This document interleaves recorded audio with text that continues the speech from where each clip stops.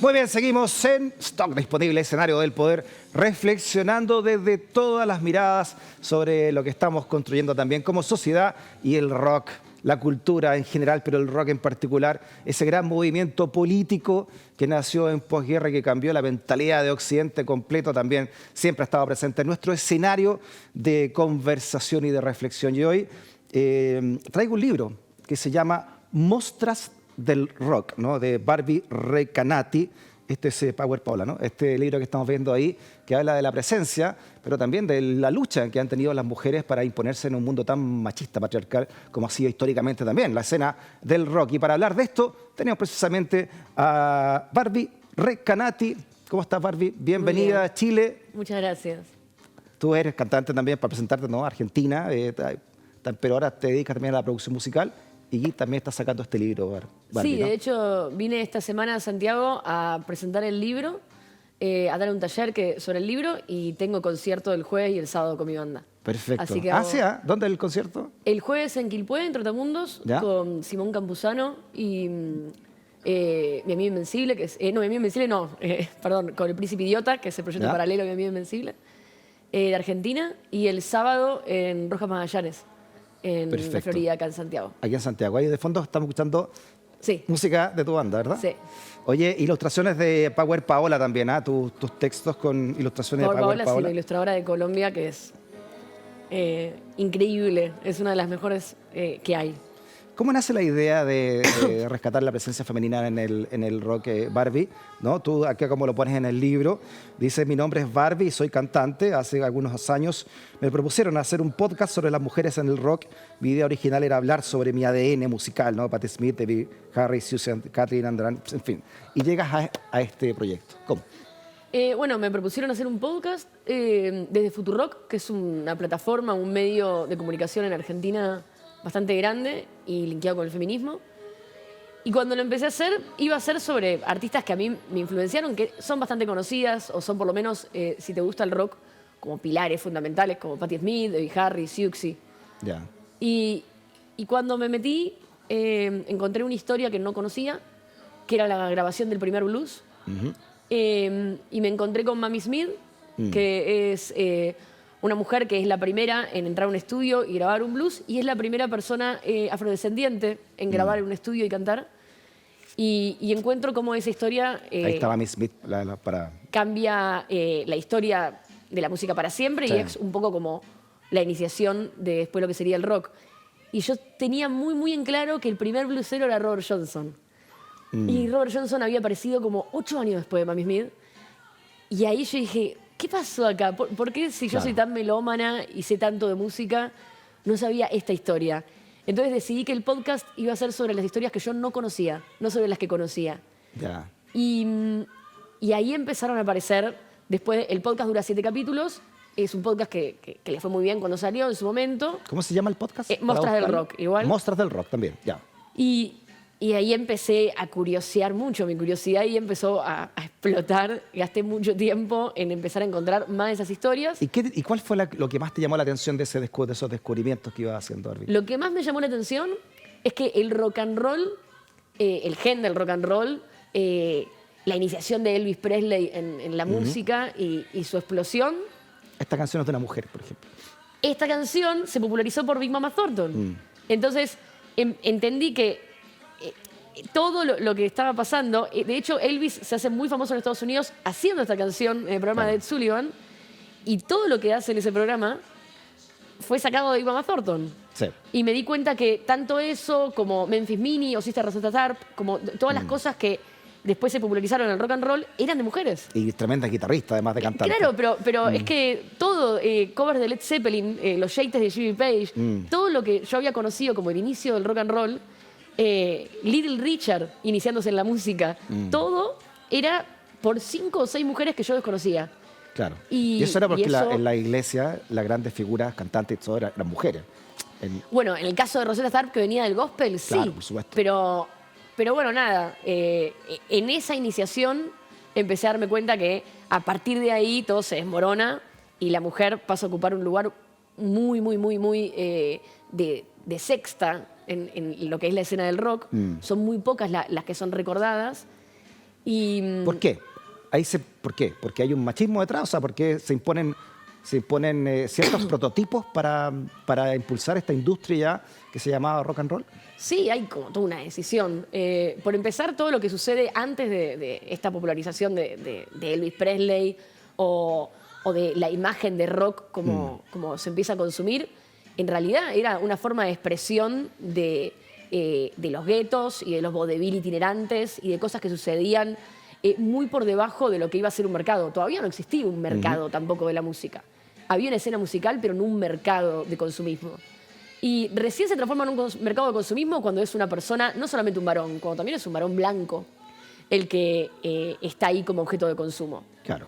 Y cuando sucede eso, coincide con la posguerra y coincide con este momento de Estados Unidos de pedirle por favor a las mujeres a través de los medios que se queden en sus casas limpiando. Que cuiden los niños, cuidando a los chicos. tener electrodomésticos. Claro, los hombres acababan de irse a las guerras y de repente las mujeres estaban empezando a trabajar, estaban empezando... Entonces se combina el racismo y la segregación racial de Estados Unidos. Claro. Elvis sobre Chuck Berry, por ejemplo, ¿no? Elvis sobre Chuck Berry y sobre toda la comunidad afrodescendiente que venía creando ese género. Entonces, bueno, vamos a decir ahora que la música de todas las personas de la comunidad afrodescendiente es rhythm and blues y que el resto son los billboards. Entonces ahí está el rock, el pop rock y de hecho es loco, pero muy pocas personas pueden responderte fácilmente que te nombren 5 rockeros afroestadounidenses de los 70s, 80s y 90s.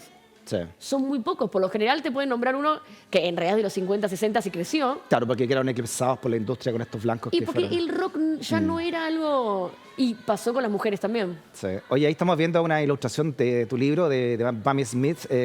Cuéntanos un poco cómo fuiste eligiendo a las mujeres que componen tu libro, ¿no? ¿Qué es lo que hay, qué las une, crees tú?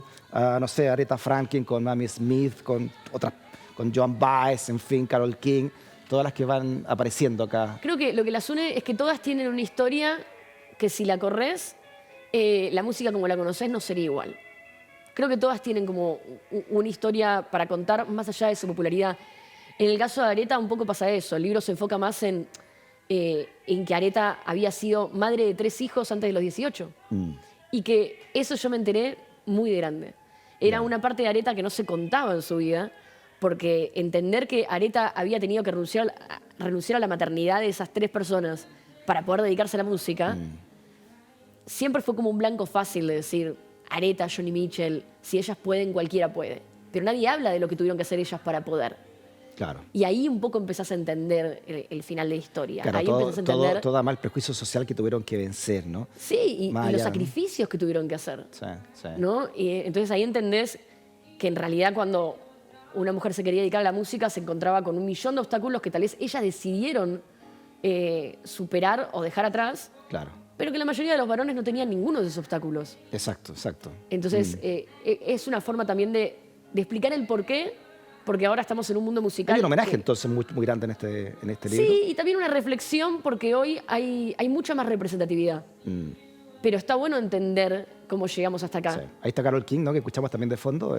Bueno, que es mi amigo fiel, ¿no? Para mí es como... Aretha Franklin también tiene el gran himno del feminismo, ¿no? Como Respect. Sí, y de hecho muchas de las canciones de Aretha también son de Carole King. Sí. Hay buenos documentales en plataformas sobre estas mujeres hoy. El de Tina Turner, por ejemplo, que donde también habla, ¿no? De cómo tuvo que, entre comillas, también abandonar lo que se considera una familia y también que tener encima los golpes y el abuso de sus maridos, ¿no? Sí, también que es algo muy común como en general en la música. Pasa, bueno, como con Ronnie Spector, con Phil Spector, como que de repente te das cuenta que hay mujeres que también decidieron quedarse al lado de esos hombres porque estaban amenazadas con sacarle todos los derechos de las canciones, como un poder también de la industria musical muy bizarro. Sí. ¿Qué me dices de Nina Simone, por ejemplo? Bueno, en el caso de Nina, justo es, creo que de las pocas que después de todo lo que pasa en la música, cuando una vez que ya se terminaron las leyes de Jim Crow en Estados Unidos y la segregación racial, ella dice, no, igual yo no voy a transar con esta apropiación cultural, no voy a transar con lo que está pasando con las mujeres, inclusive se enfrenta hasta a los propios Black Panthers como Sí, mujer. sí, potente, Y- potente eso. Creo que es la única música que termina exiliada de Estados Unidos en esa época. Es como el único Sí. exilio que hay en Estados Unidos artístico. Sí. Sí, porque además tenía la condición no solamente de ser mujer, sino que también ser afrodescendiente, lo que le pasó ¿no? a muchas artistas, partiendo por Billie Holiday también, ¿no? Bueno, pero de hecho Nina tiene una historia muy buena, que es que ella lo que quería era hacer música pianista clásica. Y, y llegó un punto donde le dijeron, no, podés estudiar música, pero pianista clásica no Sí. vas a hacer. Sí. Porque, o sea, una mujer negra no va a ser pianista clásica. Exacto. Y ella termina tocando la música que toca para poder financiar sus estudios privados como pianista clásica. Sí. Oye, no sé si tú, Barbie, viste esta polémica que tiene un par de semanas, ¿no? A fines de septiembre lanzaba su libro de entrevista el cofundador de la revista Rolling Stone, Biblia, ¿no? Para muchos del movimiento, ¿no? Y Jan Benner, ¿no? En este lanzamiento da una entrevista donde señala que, bueno, son entrevistas que le ha hecho a pensadores del rock, ¿no? Filósofos del rock como Bob Dylan y otros, ¿no? John Lennon, en fin. Y no tiene afrodescendientes ni mujeres. Entonces, Bueno. él dice, bueno, porque no hay grande intelectualidad en los afrodescendientes ni en Me las parece mujeres. Y por eso fantástico. destituido en el fondo, ¿no? Es que me parece fantástico lo que dice, porque es la explicación de lo que hablamos recién y de todo el libro. Rolling Stone es uno de los pilares que comienzan cuando comienza el mercado del rock y la industria del rock como también como colonización cultural, porque es una colonización cultural. Exacto. Rolling Stone es un pilar fundamental de eso. Entonces, esta separación que se hace con las mujeres y Mira, disculpa, eso es de lo que forma dice. racista. Mira, las mujeres y los negros, dice, no son lo suficientemente intelectuales. Esa es la frase concreta de Bueno, este sujeto. eso que está diciendo es una forma de ocultar que, de la forma con las palabras que lo dice, las mujeres y los negros son quienes inventaron el rock. Claro.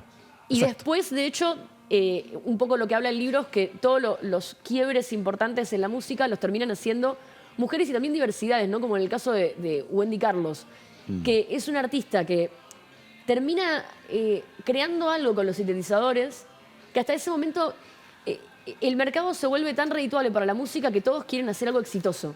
Pero son solamente las personas que no tienen nada que perder las que dicen, no, ¿sabes qué? Yo voy a inventar esto que suena horrible, pero que para mí es increíble porque es una forma de experimentar.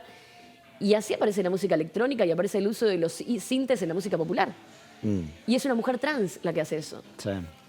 Sí. Y son historias que se van tapando y lo que queda son quienes lucran con eso, que son las personas que decide la industria que nos van a lucrar. Que son hombres, básicamente. ¿no? Hombres, por lo general, atractivos, blancos. por lo general heterosexuales, por lo general blancos. No es solamente una cuestión binaria de hombre-mujer, ni tampoco una cuestión de pleno racismo. Ya. Es todo lo que el capitalismo quiere que se consuma. Es y además esta cosa sexual del rock, donde fíjate Claro. que los Stones, que son una de mis bandas favoritas, tengo tatuaje de los Stones, pero sus letras entre los 60s y los 80s son ultra sexistas. Bueno, tiene una canción que se llama Peach, sin ir más lejos, que es una gran Son canción. ultra sexistas. Porque es una forma también que tenía el rock en ese Sticky momento. Fingers, sin ir más lejos, ¿no? Bueno, Ultra sexista. Y las en letras fin. de las mujeres son todas más como existenciales y de lucha. Exacto. Oye, estoy leyendo acá el índice de tu libro, Barbie, que te hace el prólogo a la Francisca Valenzuela, ¿no? ¿La conoces a ella personalmente, a Sí, Francisca la conozco, Valenzuela? es una muy buena amiga mía y la quiero mucho. Ya, le mandamos saludos entonces si nos está viendo a través de YouTube. Bueno, también tienes a Mami Smith, Bessie Smith, Memphis Minnie, Sister Rosetta, como hablábamos también, Sister Ola, Mae Terrell, también tiene a Big Mama Thornton, las primeras, ¿no? que inauguraron todo esto. Janice Martin, Barbara Lynn, en fin. Tiene un gran catálogo, ¿no? Y también ya más de los 80 tienes también a Blondie, que es una banda ya más moderna. ¿Por qué Blondie? Por Debbie Harry puntualmente. Debbie Harry, hay algunas artistas que son famosas y no necesitan visibilidad, pero en el libro están, como por ejemplo, en el caso de Debbie Harry, tiene las primeras canciones las primeras no, todos los hits que tiene con Blondie en la época del CBGBs, que era una época donde el punk era para pocos, era una cosa muy de nicho en Manhattan. Ya. La música que ella hace termina siendo una combinación entre lo que estaba pasando en el mainstream y lo que estaba pasando en el punk, Ya. súper interracial. De hecho, una de las cosas que sucede con Blondie, que es bastante única, es que tiene una canción que tiene el primer rapeo en la historia en ser grabado y reproducido en la radio en Estados Unidos. Y en ese rapeo, que ella rapea pésimo, porque no es lo suyo, se dedica a relatar quiénes eran quienes estaban haciendo rap por primera vez en Estados Unidos. ¿Ya? Y los empieza a nombrar uno por uno. Entonces, en esa canción vos tenés la introducción de esto que estaba pasando en Estados Unidos, en el Bronx, que era como la creación prácticamente del hip hop, Sí. en una canción de Blondie. Sí, además se convierte en un tipo distinto de sex symbol, desde la intelectualidad. ¿No? Sí, ella como porque que... la empuja obviamente la industria a ser un sex symbol. Ella toma también ese guante, sin quererlo quizá o no sé qué, pero se convierte en una mujer distinta también. Sí, y ¿no? bueno, y sus Empoderada, canciones... muy empoderada. Ex-Offender, tiene canciones sobre eso, sobre acoso sexual, tiene canciones sobre el hip hop, tiene canciones sobre un montón de temáticas que no solamente no eran tocadas, sino que inclusive, no sé, lo que escuchábamos antes, la música disco combinada en el punk, era como que se estaban mezclando mundos que si no se hubieran mezclado, de nuevo, son estas historias que creo que Exacto. el rock no sería lo que hoy es. Mostras del rock de Barbie Recanati y con ilustraciones de Power Paula. Está en Chile ya el libro, ¿verdad? Lo vienes a Sí, presentar claro, acá, lo vienes a lanzar acá. Por supuesto, Catalonia, Catalonia. editó el libro acá en Chile y de hecho está editado en España, en Brasil, México, bueno, en Argentina y cada edición es distinta. Perfecto. Barbie, repitamos dónde te pueden ir a ver entonces. El con tu jueves banda. en Quilpué, en Trotamundos, Aquí y el el sábado jueves y la en Florida, Rojas Magallanes, en la aquí en la Florida, Florida. en Santiago. Ya. ¿Te acuerdas de la dirección de Rojas Magallanes?